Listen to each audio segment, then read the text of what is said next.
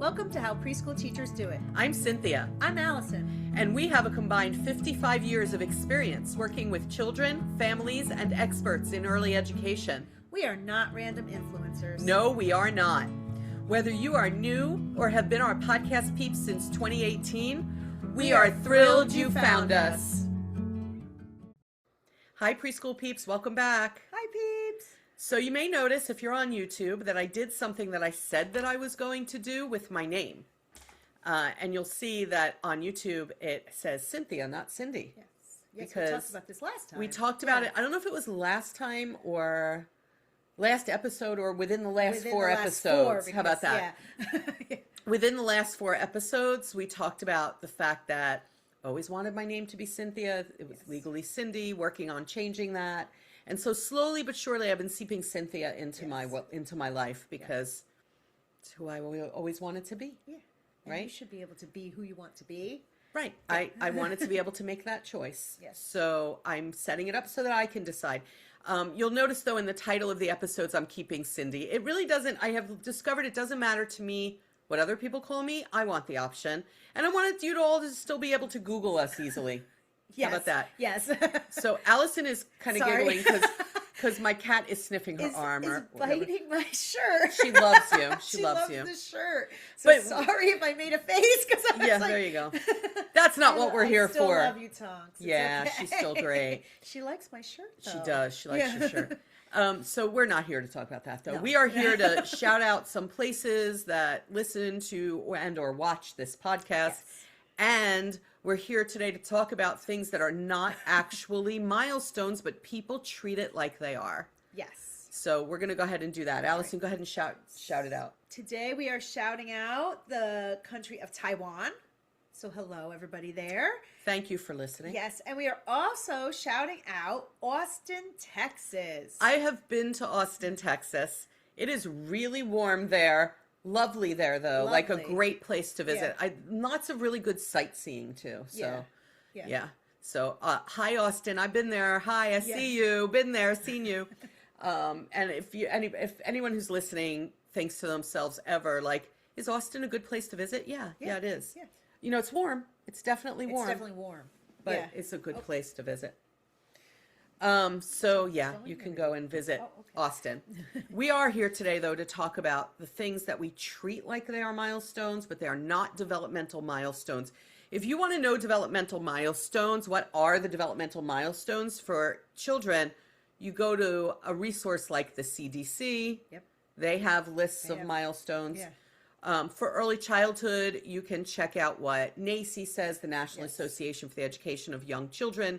You can check out the American Academy of Pediatrics. Yes. You can check out associations like 0 to 3.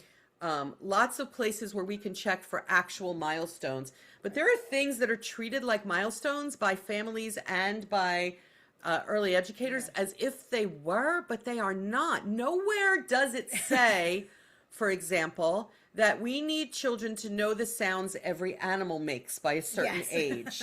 I don't think it says that anywhere. I had a really interesting conversation recently during a professional development session that was being held especially for people who work with infants, toddlers, and 2-year-olds. Yeah. And one of the questions I asked them, because we were going to talk about developmental milestones and objectives and goals for teaching, I said to them, what are some of the many things that you want children to learn in the age group you work with? And a couple of people said, we want them to learn the sounds the animal make, like moo is cow. And I'm like, okay, yes, we're going to do that. I don't think it's a strict developmental milestone. Yeah. But I think that's an older school thing, right? Like, well, when I mean, we I'm were definitely... kids, I think they taught us those things. And I think even early on, like very early on, I think in my career, that was a thing that people would do. You know, I'm definitely... And I don't know the reasoning why back then it was so popular to do this. I'm definitely going to read books where the cow says moo. And I'm going to say, look, horsey, neigh, neigh. I'm going to do that. I just want to be really clear on what it teaches a child, because I'm not expecting them to be like Dr. Dolittle and start communicating with the animals. So, but it does enhance communication. So when we really think about what are the development milestones for children of this age group that matter in their development and learning and that are going to set a foundation for their future for everybody, not just people who may grow up to be veterinarians, but everybody. Yeah. I realized that when we sit with children, and this is what I said during the session to somebody, I said, when we sit with children and we say things like moo, moo, cow, or we say like meow, cat, we are teaching isolated sounds, which is phonics, and memory, which is cognitive, right? Yeah. So when you say to a child cow and they look at you and they go moo, and we celebrate that, it's really a celebration of memory. Yes. Not, I don't know how to put it, not especially that they know moo is cow. Right, but I think that's why it is like an older thing, because I remember teachers being like, what does a cow say? You were expected to say moo, because they think they were always into like, we need to memorize facts kind of thing. Well, yes. And now it's not really, that's not what we want infants and toddlers to do, is to memorize things or rotely. They do have to practice recall. Right. Which but is I feel different like than there's a lot of other ways recitation. also to do that, right? But like, yeah. I'm looking up, Allison's like, what is she Googling? What is she doing? Is knowing animal sounds, because we have more that we're going to look up. Yeah. A developmental milestone. I'm not the only one who looked it up. Look, it's right here in Google. Because I think there's people out there that... It's for language. It helps toddlers practice. Here's what it says. It helps toddlers practice sound, build vocabulary, develop phonemic awareness, and form simple word combinations, like dog, woof, which is the beginning of want milk. Yes. Right? Yes. So it's putting two things together in language. It's sounds. It's memory. It's building vocabulary. Yeah, it says it's a key part of learning how to talk. Yeah, it's part of learning how to talk. I'm not denying that. It's not like the state standards say must know X amount of animal sounds by this age. Yeah. But we want to practice this. So I'm not saying don't practice it with them. Right. Absolutely practice it with them. Just understand what it teaches. Right. Right? Understand what you're supporting. And I love that notion of it teaches, like when you go dog, woof, it's before you say something like hungry, pancakes. Right. I think it's teaching putting two words together in a phrase, and these two words match to mean something. Right. Is a big key to learning language, right? Because you have to be able to string eventually a whole sentence together. Right. All the words to make a sentence. So, and that it means something. It's not just random words. Right. That they're it's not matching. random. And It's not random. Yeah. You know, also when you look in the developmental milestones, it doesn't say anywhere that children must be able to sit crisscross. And it's painful for some children. We've talked about this in prior episodes. Y'all can look back. For me. Yeah. And it's painful for some children. Yeah. It's not every child can sit crisscross. The ability to sit crisscross is not a developmental milestone. So again, I want to think about, what are we actually trying to get the children to do when I still walk into classrooms and see people insisting on their legs being a certain way? We don't have to insist on their legs being a certain way. And in fact, in early childhood, we're not allowed to insist they stay in our large group. What we're trying to get them to do is be safe. Yeah. Isn't that why we say that? Yeah. Put your legs in. Right. So people don't trip on So your people leg. don't trip. But also for me, I think it's more about being respectful of the people around you. Like if you are sitting on the rug or wherever you're at, and you're sitting like wide like this, is that respectful to the person next to you who also wants to sit there? So like, no, but I give them like 5 options of how to sit. Here's how we can sit here safely. Yeah, I always gave options. Yeah. You can sit. I was okay with them sitting in chairs. I love children sitting in chairs in a large group because it gives them a body boundary. Yes. So I was okay with sitting in chairs. I was okay with your legs out in front of you as long as we're all seated. I was okay with whatever except rolling around and bothering other people. Yes. And when we do that, really, really, folks, when you get down to the nitty gritty, we're trying to get them to follow directions. Yeah. I think. Yeah. Follow directions, be safe for everybody. Right. And attend to what we're doing. Yes. And not every child can do that. Right. So that whole notion of they must sit with their legs this way, every time I think, well, Allison and I have discussed this a lot. We're not going to have to discuss this again. I visit a classroom and there they are doing it. Yes. Right? Yeah. And there's the adults going, you're not crisscross. The child was sitting just fine, bothering nobody. Yeah. Who cares? Who cares? Yeah. I'm going to just throw out who cares. Yeah. Another one we have on our list, knowing today's date is not a developmental milestone at this age. Please go back to episode, I think, 1 of this podcast about knowing today's date. That's not what your meeting time should be concentrating on at this age. Please stop. Just, I can't with the date thing. I can't either. Although I'll tell you, I see it less and less. I do see when it less I go and less, into a but program. I still see it even at my school. Still, people doing this, and I don't understand why. We get Okay. from my experiences going program to program, I see it less though. I see more people realizing, oh, it's the visual schedule of the day that matters. Right. And if you are somebody who's so used to making children say, like, today is Monday, January 19th, or whatever. Yeah.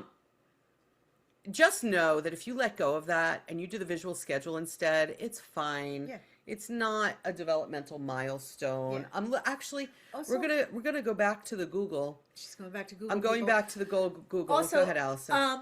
We don't need to know the days of the week. Like singing that whole like days of the week song, I can't even remember because I haven't done it in a long time. Like nobody cares that it's Monday. You know, like so like they don't know what that means yet. What Monday means. It's just another day.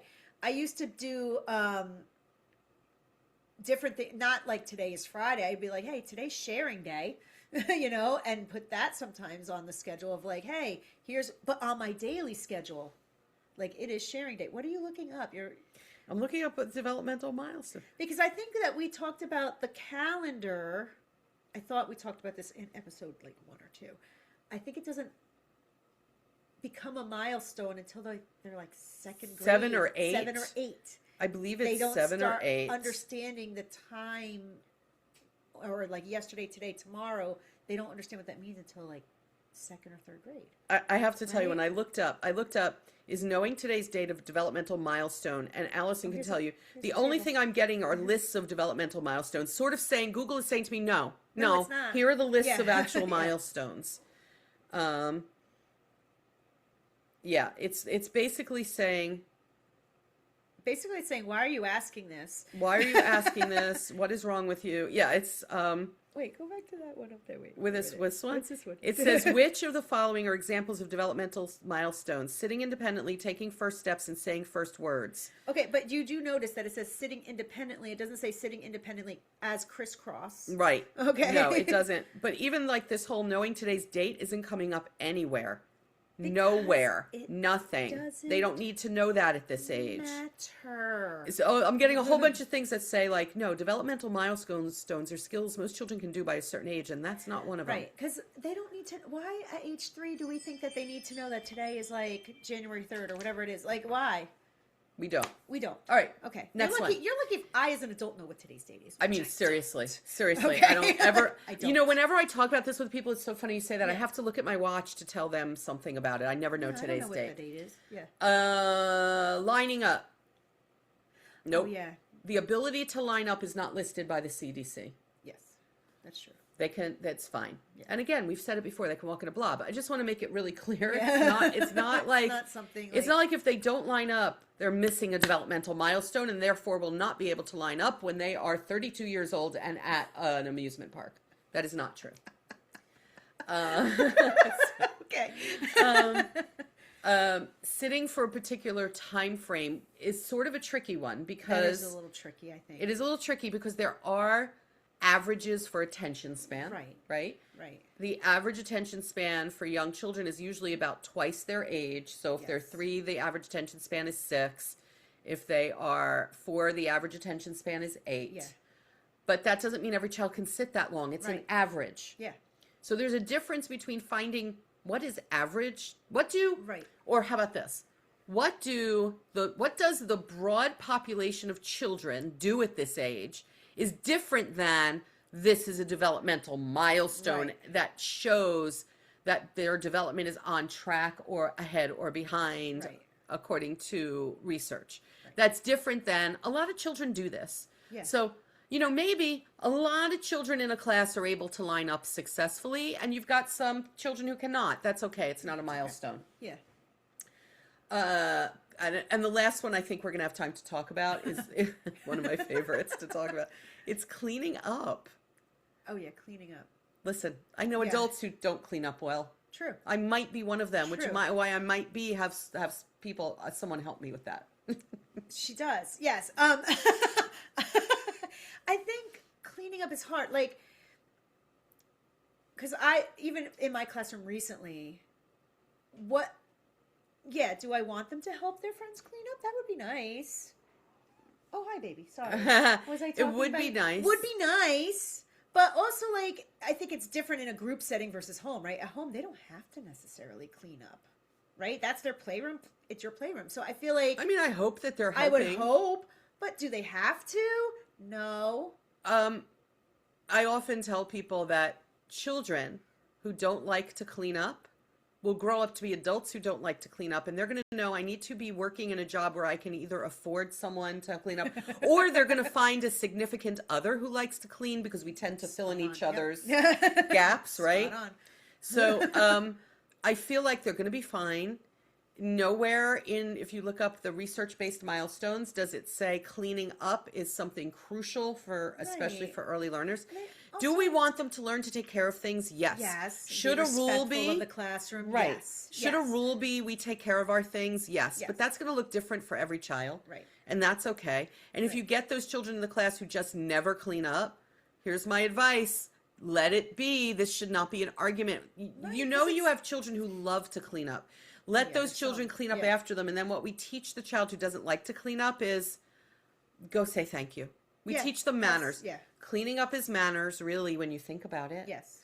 Cleaning up is manners. It's polite to everybody in the space. Right. And so when a child just absolutely refuses to clean up and someone else cleans up for them, I teach the manner of going over and saying thank you.